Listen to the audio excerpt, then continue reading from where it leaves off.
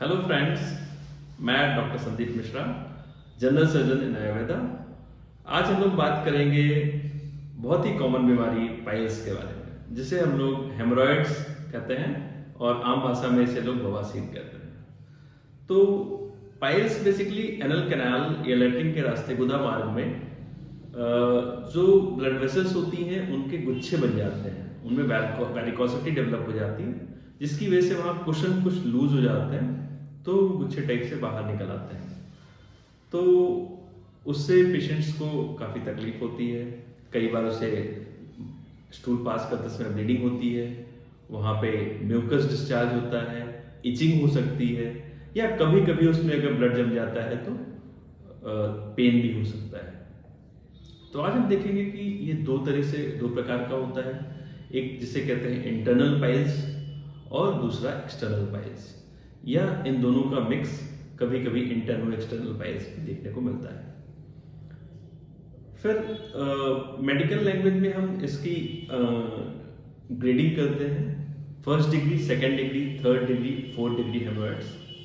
First degree में क्या होता है कि जो हमारे पाइल्स के मस्से हैं ये एनल कैनाल के अंदर ही रहते हैं। कभी कभी इनमें से ब्लीडिंग होती है और भी तकलीफ होती है, बट ये बाहर नहीं निकलते।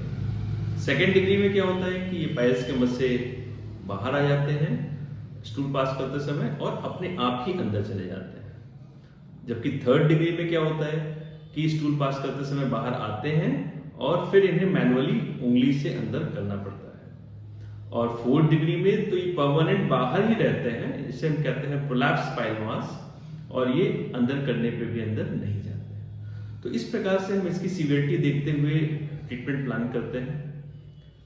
और इन्वेस्टिगेशन की बात करें तो बीमारी को परखने के लिए, जांचने के लिए हमारे पास दो इन्वेस्टिगेशन होते हैं। पहला हम डिजिटल एग्जामिनेशन करते हैं, अपनी फिंगर से एनल कैनाल की टोन, वहाँ की कोई मास वगैरह तो नहीं है, बाकी एग्जामिनेशन करते हैं। और उससे एग्जामिन करने के बाद फिर प्रोक्टोस्कोपी करते हैं। एक प्रोक्टोस्कोप इंस्ट्रूमेंट होता है जिसको हम लोग गुदा मार्ग में अंदर इंसर्ट करके फिर वहाँ की यथास्थिति पता करते हैं। और इसमें अगर समय से ट्रीटमेंट ना कराया जाए तो कई बार कॉम्प्लिकेशन होने का डर रहता है। क्या क्या कॉम्प्लिकेशन हो सकते हैं?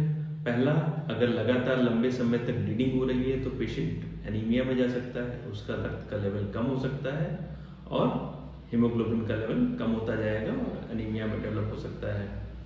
उसमें कभी कभी थ्रोम्बोसिस हो जाती है, जो पाइल मास के अंदर ब्लड सर्कुलेट करता रहता है, कभी कभी उसमें क्लॉटिंग हो जाती है, जिसकी वजह से सीवियर पेन होने लगता है। म्यूकस डिस्चार्ज होता रहता है, म्यूकस डिस्चार्ज की वजह से वहाँ पर प्लूराइटिस एनाई वगैरह होते रहते हैं। और कभी कभी क्या होता है, स्फिंक्टर्स के बाहर पाइल मास आने के बाद वापस अंदर नहीं जा पाता, तो उसमें स्ट्रैंगुलेशन हो जाता है, उसमें सड़न पैदा होने लगती है, अल्सरेशन होने लगता है। तो ये सारे कॉम्प्लिकेशन हो जाते हैं, इसलिए हमें समय रहते अपनी बीमारी का इलाज करा लेना चाहिए। ट्रीटमेंट की बात करें तो इसमें तात्कालिक ट्रीटमेंट के लिए नॉन ऑपरेटिव मेजर्स में हॉट सिस बाथ बहुत अच्छा रहता है। एक टब में गर्म पानी रख के अगर 15-15 मिनट सुबह और शाम बैठे, दिन में 3 बार भी बैठ सकते हैं अगर ज़्यादा तकलीफ है तो उससे गुदा मार्ग के आसपास की सूजन, दर्द और बाकी सारी चीज़ें, तकलीफों में कमी आती है।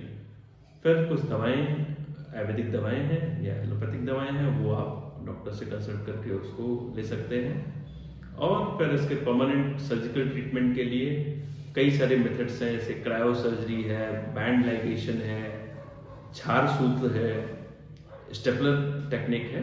वो डिपेंडिंग अपॉन द स्टेज और grading and age of the patient वो हम लोग प्लान कर लेते हैं। तो अगर आपको ऐसी कोई तकलीफ है तो आप उसको तुरंत अपने डॉक्टर से मिलिए और ट्रीटमेंट कराइए। Thank you.